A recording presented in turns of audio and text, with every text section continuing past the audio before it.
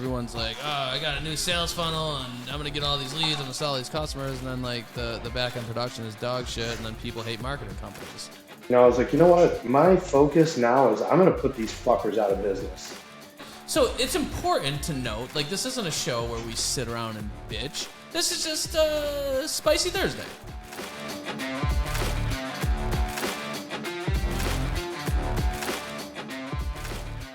Yeah, so I've been struggling with, I just got trust issues. You know, I think that's what my therapist says anyways. And, you know, mainly I don't trust stairs. They're always up to something. Welcome back to another episode of the Mission Control Podcast with your host, yours truly, Mike Stearns, Ascend Digital Agency, and Corey Combes. Nope. There it is. Yep, crowd goes wild for Corey. What up, Corey? What's going on, Mike? Is it so? That's the new thing, man. You got dag jokes to start the show. I mean, maybe it's a thing. I'm just trying to go viral like the rest of the kids. Gotcha. Because that's the big thing, right? Like, if you go viral, you made it, right? Isn't it so important just to go viral? Yeah, I mean, I guess if you're looking for 30 seconds of fame. If you're looking for 30 seconds of fame, I guess it is. You know, I got to be honest. I went viral. I went viral accidentally.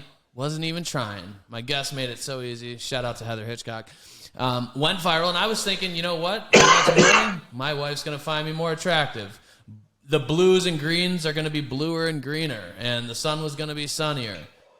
It wasn't. And I didn't get any leads. Okay? So, don't chase virality. It can help you, but it doesn't necessarily. It's not a precursor to success. It's all good. If you want to, if you want to go viral, fantastic. If not, it's fine too. You'll make it without it. Let's do some spicy shit. You got some hot takes. You got some things that have been festering, maybe bothering you a little bit. You want to talk about on this here show? Yeah, I think the thing that's bothering me the most and has been bothering me the most that I've talked to quite a few people about recently is everybody. So I was put in a position where somebody asked me to give them my opinion on a new business venture, right? And what I realized is in this industry, everybody is hyper focused on the sales side and the marketing side. And I'm pretty salty about that because it seems to me that it's become, production and labor has become a byproduct of the sales and marketing side, which it's exactly the inverse. Your primary function in this industry is to, be competent at whatever you're doing, whether it's roofing, siding, windows.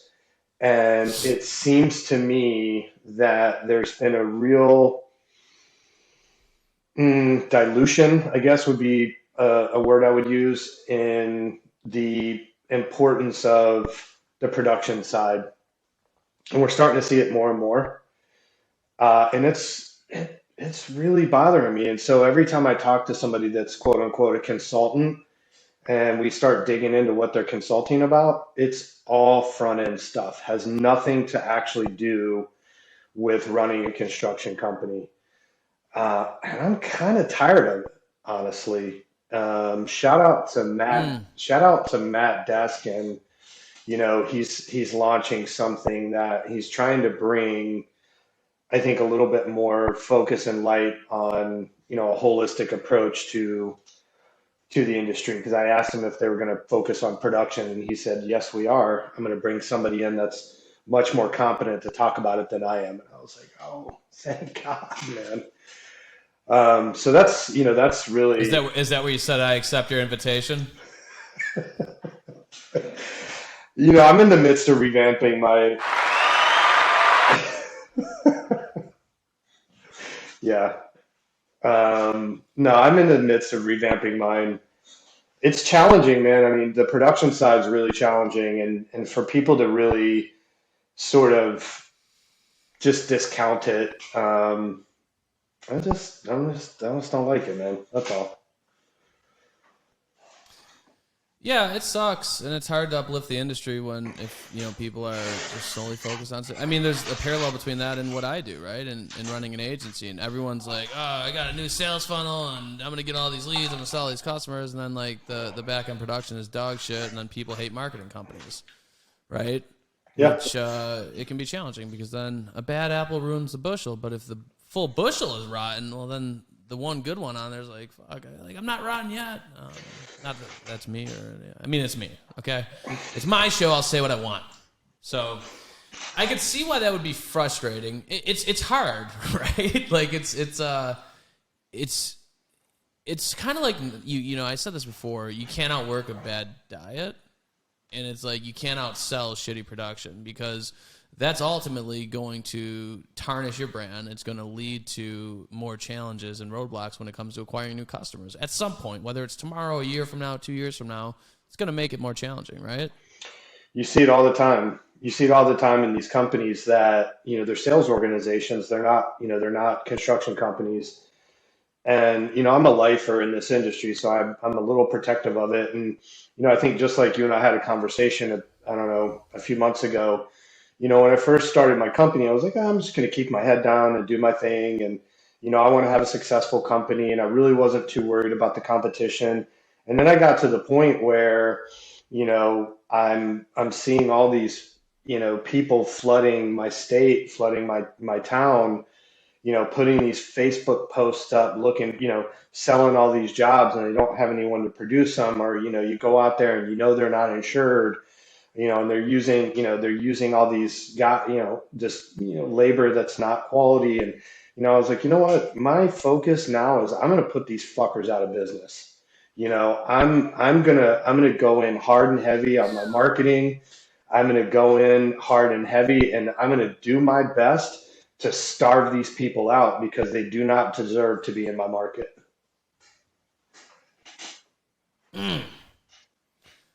Hot damn, guns blazing. I wish I had like a little pew pew pew pew button, but I don't. So time to upgrade the mixer. Yeah, dude, it's frustrating. It's frustrating, and I'm sorry you're going through it. I like the sounds of you increasing your marketing. Whoever's your marketing company, they're probably delighted to hear that. Yeah, yeah. Monday night we had a long conversation about how we were going to work that out.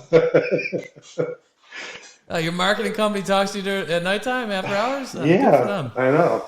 So, all right. Well, I mean, fuck it. In the spirit of spiciness, I'll participate. Let's go. I'm tired of the clicky nature of some of the aspects of the online roofing community. It feels like sometimes like a high school dance, right? And it's like, what happened? Why can't we just have like a meritocracy and and uplift each other, the ones that are doing well, and kind of like, I don't want to say starve the other ones out. I guess I don't want anyone to starve, Corey, but it's frustrating. It is. It really is. And there's dozens of instances of it, but yeah, that's my gripe today. I think that having it's that community is not fundamental or instrumental or critical to my business.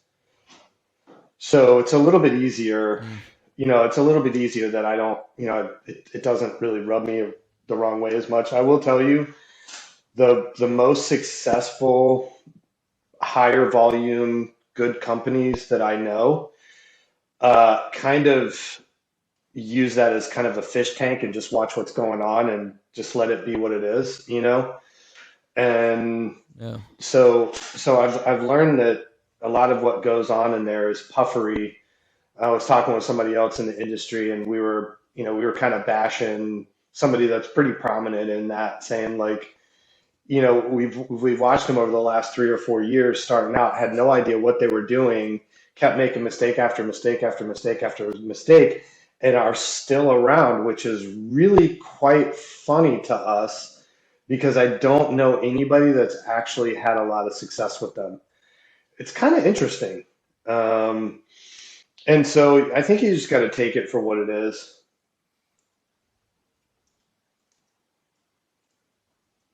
Yeah. Well, that's how we take it.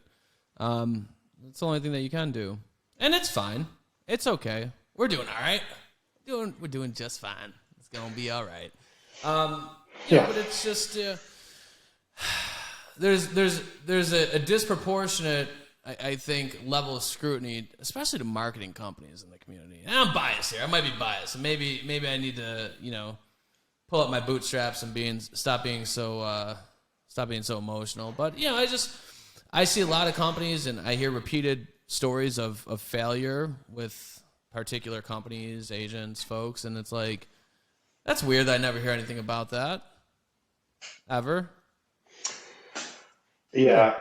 I mean, I screw up. I dent somebody's gutters. They go out and they blast me on every single platform that they possibly can, even though we've put, you know what I mean? Like we've put out, we've like, look, we'll replace your gutters for you or whatever. But some people will just continue to ruin, people's lives and businesses, and nobody says a word about them, or somehow they seem to manage the damage.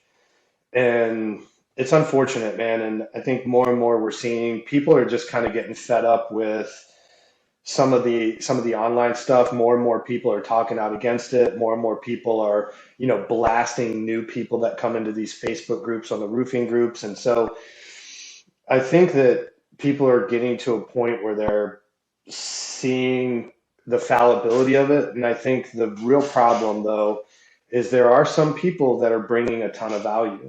And there are some people that have a great Oh yeah. message. Yeah, there are people that have a great message and can help a ton, but they're getting drowned out by the people that are more popular and not the most competent or have the best things to say or even the best voice. They're just more popular. There's a big difference. And you mentioned going viral at the beginning of this podcast. This probably won't go viral because nobody wants to hear two guys sitting around just bitching about, what the industry's become. So I'm dealing with some production issues, and I talk a lot about production. Um, and it's complicated, especially at scale. If you're doing 3 roofs a week, it's really easy to do. If you're doing 5 roofs a week, it's still pretty easy to do. You're doing 15 to 20 roofs a week, it's really difficult to manage all that. And so, we've gone through some growth, we've gone through some scaling issues, and you know, playing catch up. And so I'm kind of revamping some of my processes right now to handle some of the issues we've continued to see, and I'm revamping some of my personnel. And so we're staying solution minded these days, and that's where focusing on the problem is really easy to do, and bitching about the problem is really easy to do. Putting your big boy pants on, getting in there and getting dirty, figuring out the issues, and then executing the solutions is really where we lose a lot of people, right? So that's why I feel pretty good and pretty confident in my place in the industry, because faced with challenges, we always figure it out. And that's, I think, a reason why we've continued to grow. I think that's the reason you've continued to grow. And I think that's why the really good people continue to grow. And they have a lot less to say because they're busy working on their own house. Hmm. Nope, that ain't it. Nope. Nope. There it is. The crowd applauds you for that. I got to get better with these things. God damn it! Label I them. keep hitting the miscues. Label them.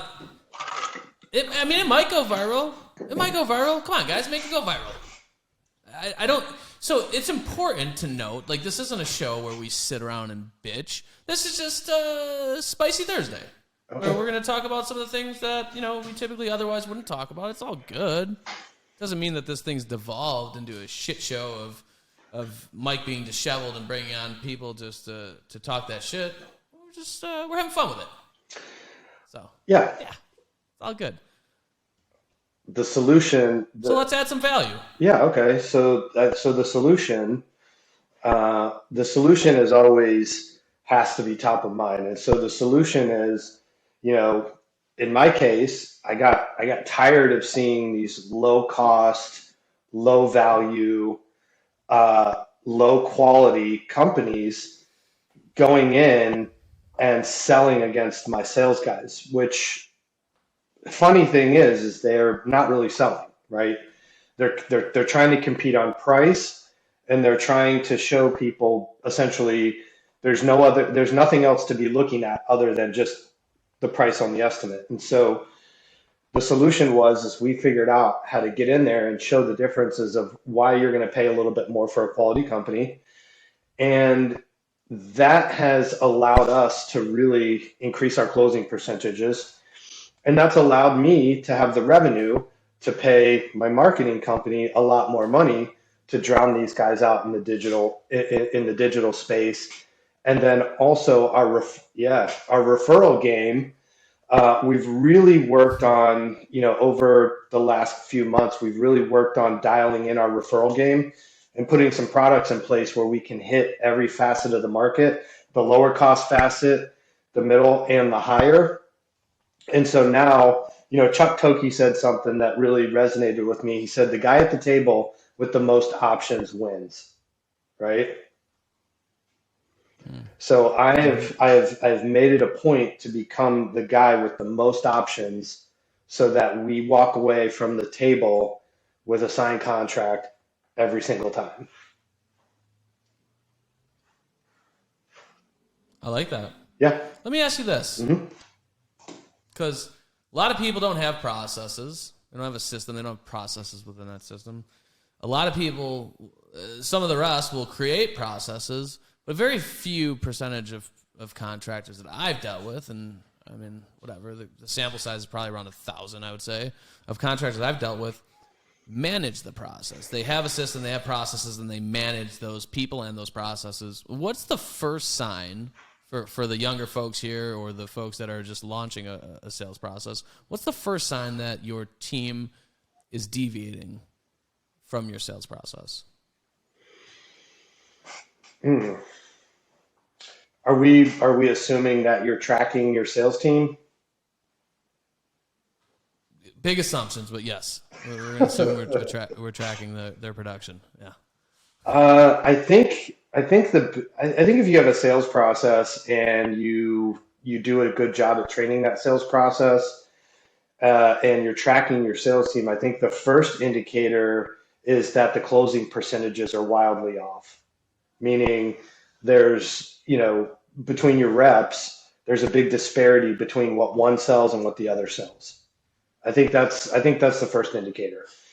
One of the things that I say to my sales team all the time, Okay. one of the things that I say to my sales team all the time is, I hire personalities. So I know these guys have the gift to talk and to gab, and they have the right personality to sell, right? And so they're given a process and a presentation and a set of products that are the best in the market and on the market. And if you're following everything to a T, there should not be that big deviation in sales, closing percentage, Yeah, right? sure. Um, How long do you need to notice that to determine it's not just an anomaly? Like, what's the time, the sample size, to where it's like, okay, Mike had a bad week versus Mike's not fucking doing what he's supposed to be doing? well, the answer to that is if you're not tracking your sales team appropriately, it's going to be harder in the time span between you figuring that out and when you actually need to do something about it is going to be a lot longer. And what I mean by that is if you're managing their activities and you're tracking their activities and not just their closing percentage, you're going to have your thumb on that a lot better than if you're just every month at the end of the month looking at their closing rate. Does that make sense? But it does, but how do you do that without them feeling like, without turning them into a rebellious teenager, right? You put down so many rules and micromanage to the point where the kid's sneaking out the door or sneaking out the window at 10 p.m. after everyone's asleep. Like you don't want your sales reps going rogue because you're micromanaging the shit out of them. So how have you managed to do that successfully?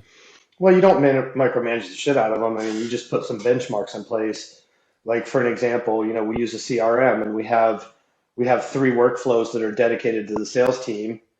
And in one of those workflows, which, you know, as a matter of fact, we just figured out how to track their presentations with a piece of technology because that was sort of the big blind spot. We were expecting them to report on how many presentations they did by putting their customer in that workflow on the CRM, which you and I both know sales teams are just real dog shit at doing that. So, Sorry, sales guys. so what we've had to do is just use pieces of technology that have analytics on them, so we can just look at everything, so that our team doesn't feel like they're being micromanaged, but we can make sure they're doing what they're supposed to be doing. And then at the end of the month, we have a report card. We have a certain set of benchmarks on the report card that we need them to hit, and we let them know, like, look, you're going to get a certain amount of leads. You're expected to do a certain amount of presentations. Out of that certain amount of presentations, you're expected to have so many follow-ups and so many sales. And on your follow-ups, you're expected to have so many sales out of your follow-ups. And we just track those benchmarks. And it's not micromanaging. It's just making sure that, let's say I have one of my sales guys that just has a really bad month. If he's doing all of the things that he's supposed to be doing and he still has a really bad month, it's going to be a different conversation than if he's not doing what he's supposed to be doing and he has a really bad month. Right. Yeah, it just feels as if like salespeople typically, when you start trying to hold them accountable to certain activities to roll up into this greater thing, which is like, what are you doing in sales revenue wise? It's okay, we're going to create a plan, and that plan, we're going to have a monthly plan, a weekly plan, a daily plan, and then we're going to start breaking down your day and saying, hey, I want these benchmarks met, I want these things.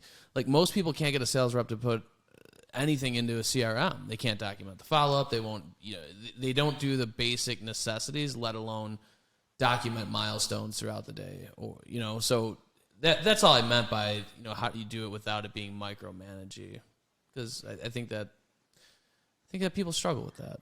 Maybe they don't. I don't know. They can't operate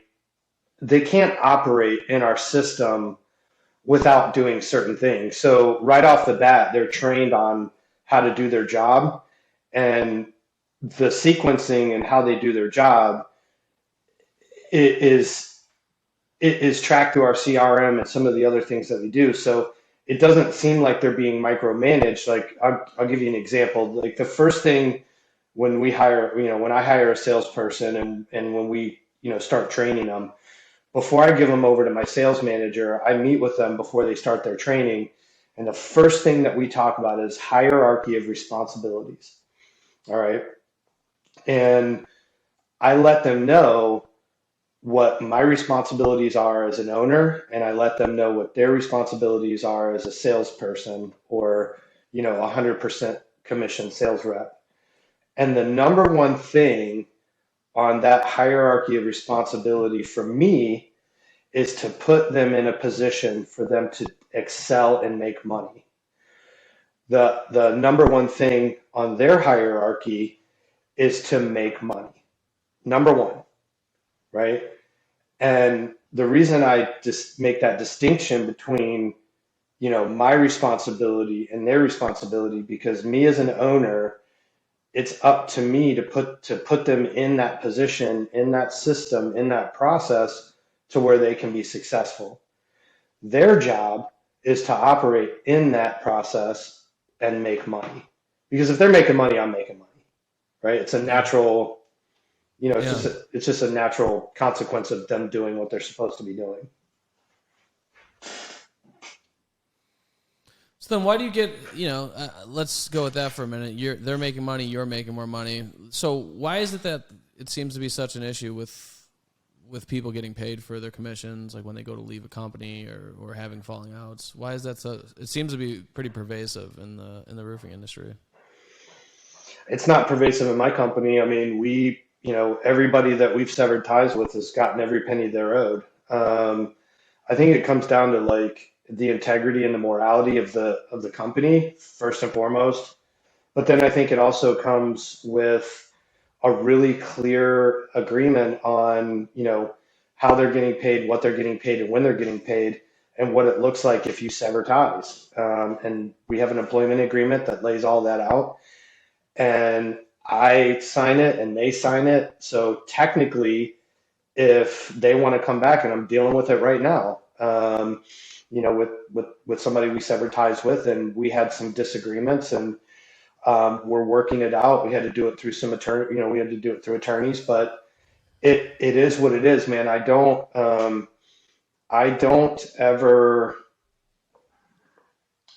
I don't ever want to.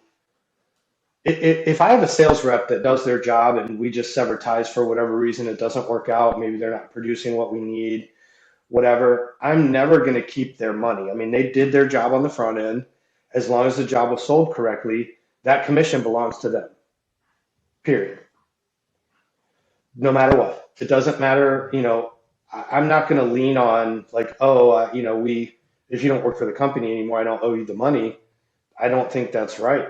So I can only speak for me and what's happened Sure. throughout the industry. It's just, it's unethical, and these guys don't have any integrity. Wouldn't it be easy for a company, to try to save face and save money and say, well, we thought you sold it, the right way, but upon, actually completing the build, there were issues and it actually wasn't sold the right way. Therefore, we're not paying you. You can, I mean, you can do that. And sometimes that's the case. I mean, I've had that happen, and I had to send, I sent out the P&L and showed them, what the cost on the job was, and, where the margin hit, and I paid them whatever the appropriate commission was on it. So you can do Right. that. You can do that, but I think, for me to sleep at night, I'm going to send them all the documentation so that they know what happened. And I think even further than that, because of the litigious nature of everybody, I'm covering my bases too. Yeah. So if I'm a roofing sales rep, you mentioned there's red flags typically with these companies. Like, what are some of the red flags I can look for when I'm trying to land with a new home with a new roofing company? The biggest red flags are, do they have a real defined agreement with the sales staff? Do they have really clear, a really clear role? Do they have a really clear commission and a really clear either 1099 or employment agreement? That's the first thing. The next thing is what's their training look like, right? And then the next thing is do they have high turnover on their sales staff? You know, what is their sales manager like? How does the sales manager keep tabs on you? I mean, do they give you those expectations up front on how they're tracking, logging, and holding you accountable for your production? How are they showing you how the jobs are costed out so you know if your job meets a margin or not? So there's a lot of things to look at before you jump on with a new roofing company. Interesting. Mm. What's a question that you would ask a marketing company before you hire them? That question's changed quite a bit over the years. Now the question I would ask them is, what do you have in place for your clarity and transparency so I know how my marketing is doing month over month? Hmm. Okay. I think that's really important. Mm. I think transparency is important. I mean, when you talk about marketing, you said your sales process, and you show how it's not apples to apples. You've got these players that are selling at, on cost, and it's not even in the same realm as far as quality, components being installed, or warranties associated with the products or lack thereof, and insurance being carried or not carried. It's the same thing with like websites and SEO and stuff like that. And it's tough, dude, because a lot of folks, I think a lot of salespeople, I've been in a few different sales environments, and what seems to be a commonality is that most people can't sell value. They simply can't. And, especially in corporate settings, they bring in young kids that seem to have some sort of charisma, no regard for moral compass or ethics or integrity, right? It's just, okay, you can have a conversation without making people feel incredibly awkward, so we're going to bring you on and we're going to teach you our corporate sales process. Right. And, I'm going to sell you on price. Like SEO, it's $400 a month. You want it? Like we're going to add, you said you want to do another $2 million in revenue, and you said you need X amount of leads, and not X amount of leads. You'd close X amount of jobs, right? It's good. We could do that. Let's do this. And it's like, my advice, if you take nothing else away from this podcast today, is if something seems too good to be true, it likely is, and investigate the shit out of it, and don't just fall victim to confirming your hope that it is true. Try to be as objective as possible when you're analyzing those types of situations, because likely there's not a rainbow or there's not a pot of gold at the end of the rainbow. There's a pile of shit. So, I think the challenge you guys face, and in your industry, is much different than the challenge we face. Like I said when you first asked the question, my questions to a marketing company now are going to be much different than they were early on, because I didn't understand or know the value of having somebody that was really good at what they do versus somebody that either seemed good or gave me a sales pitch. But you saw my Google ads when you first took them over. It was pretty comical, right? I mean, yeah. And so what does the dog say? Roof, call now. Yeah, I mean, no joke. Yeah, no, I was getting. That was the headline for his Google ads. Yeah. Yeah, I mean, I was getting leads for sunroofs. I was getting leads for RV roofs. I was getting leads for all that stuff. So I was dumping money down the trash, on this stuff. But early on, the question is how much do I have to spend, and how many leads can you get me? Those were the questions, right? But that's a really simplistic way to look at it. Now it's a lot more educated with questions on what we're doing, what the campaigns look like, who we're attracting, how do we track this, what tracking is in place, how are we monitoring this, how are you reporting this to me? But I didn't know all those things until I got with a quality company that actually showed me that's the important stuff to look at, right? And it's the same way with these homeowners. And the reason I say that your challenge is a little different than mine, because I can actually show the real world tangible consequences to homeowners when they choose a bad company. It's much harder for you to do that, right? Like I have pictures and examples and news stories and all of this stuff to show what happens when homeowners choose the cheap guy, right? Yeah. You have a much more uphill battle. Yeah. Yeah, that's true. But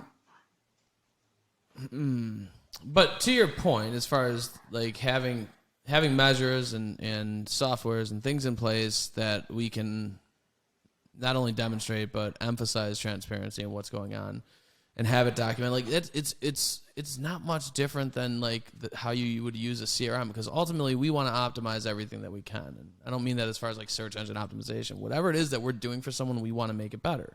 Same way that like whatever you guys are doing, you want to aim to get it better. If your closing percentage on an aggregate throughout all your reps over 12 months is 30%, you're probably going to look at it like, hey, with the same amount of ad spend, with the same amount of volume, how could we make more revenue? We could eke that up to 35%. How do we get a 20% increase in our closing rate, or a 10% increase, right?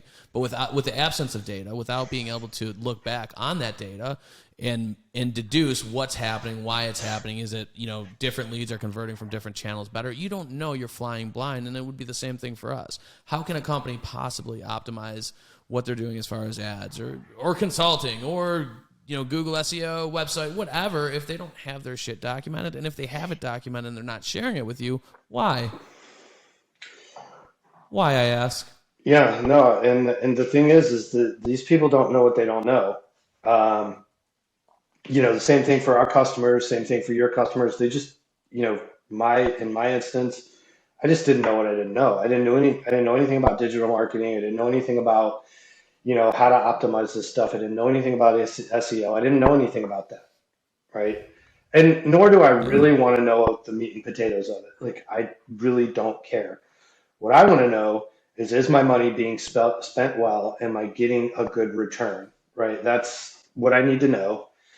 And so, I mean, I'll be honest with you, like, I don't even look at your reports anymore. I just, Ah, shit. I And 80% of the time you're talking, Mike, I don't listen either. So, no, that's not true. I mean, you've brought up some things that you're like, look, you really need to put this in place, and I worked on putting it in place, and thanks. it wasn't until you said, hey, you need to put this in place, and I'm like, okay, and then I put it in place. I actually didn't see the value in it until I actually put it in place and started to see really how valuable that information was for me in order to make decisions. And I'll tell you, so here's one example. You asked earlier on how we know if the sales rep is just having an issue, the one sales rep, or if it's an issue across the sales team. And the first thing is looking at closing rates for sure, but the next thing is I we you have to look at trends over time, because Yep. if you have a knee jerk reaction to a bad month, then you could end up actually causing more problems. And so Right. I, I kept my sales staff in place. We started looking at the overall numbers across the board in 3-month increments. And then what I realized after about 5 months is there was an issue with the sales team overall, because all of the numbers were just so all over the place. And I it changed the tone of my sales meeting, because then I started asking more questions to my sales team to find out who's doing what consistently and figuring out if everybody had the same answers. It turns out they didn't. And so I figured out that we had given too much autonomy to the sales team. Mm. And and we gave them that autonomy, and the sales process wasn't being followed the way that it needed to be followed in the sequencing that it needed to be followed. And so now that so starting back in December, I've really been spending a lot of time with my sales team, scripting everything out, training them, retraining them, I should say, uh, role playing with them, really hammering home the whole sales process piece by piece by piece. And the weird thing that's happened is our overall closing rate went from about 35%. Uh, March, we were at 4706 overall. Already in April, I have one guy that's at 73% right now. So let's put that into perspective real quick, because we got a hard stop in 2 minutes. So an additional 12% in closing rates, like, what does that mean dollars wise to the company? Oh, that's probably revenue. That's probably 500,000. Congratulations. You just made the company just got an extra $500,000 in revenue. That's amazing, dude. Yeah, I mean, if you look at across if you look at across each sales rep, I mean, I've got 8 sales reps, right? I mean, so a 10% increase for each rep is pretty huge. I mean, that's averaged out, right? So some had a higher, some had a lower, but averaged out, Sure. yeah, it's about 500,000 in revenue. I want to raise. That's it here today, folks.